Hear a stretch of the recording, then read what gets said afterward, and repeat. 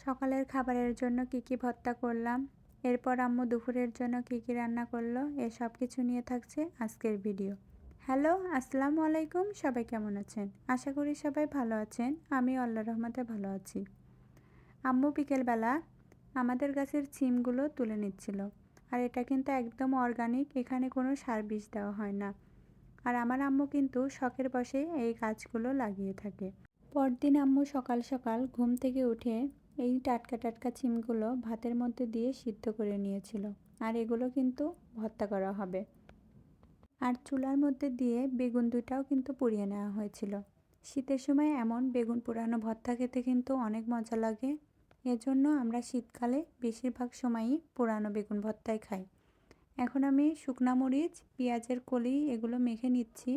আর পেঁয়াজের কলি দিয়ে আর শুকনা মরিচ দিয়ে বেগুন ভর্তা করলে কিন্তু অনেক মজা হয়। আর এই শুকনা মরিচ দেখে কার কার খেতে ইচ্ছা করছে সবাই কিন্তু কমেন্টে জানাবা।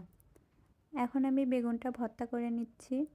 শখের পাশে ভর্তা করতে গিয়ে আজকে আমার সারাদিন হাতটা জ্বালা পোড়া করছে। এখন সিমটাও ভর্তা করে নিচ্ছি। আর আমাদের গাছের সিম কিন্তু অনেক বেশি আঠালো। এই যে ফাইনালি ভর্তাগুলো আমার করা শেষ। সঙ্গে আম্মু ডিম পোচও করে দিয়েছিল। এগুলো দিয়েই আজকে আমরা সকালের খাবারটা খাচ্ছিলাম। তারপর বাবা বাজার থেকে এই কই মাছগুলো কিনে নিয়ে আসছিল। আর এই কই মাছগুলো কিন্তু একদম তরতাজা ছিল। আর গ্রামের দাদি নানিরা কিন্তু একটা কথা বলে, কই মাছ নাকি কাটা দেখে, যে ধয় তাকেও দেখে, যে রান্না করে তাকেও দেখে।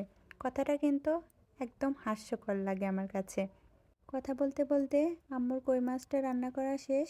আর আম্মু আজকে শাক ভাজিও করেছিল। আমরা আসলে প্রতিদিনের তালিকায় শাকসবজি রাখার চেষ্টা করি।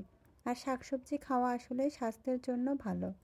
এরপর আম্মু যে মাটির চুলায় রান্না করে সেটা কিন্তু লেপে দিয়েছিল। আর মাটির চুলায় যতই লেপে দাও আসলে পরিষ্কার পরিচ্ছন্ন থাকে না।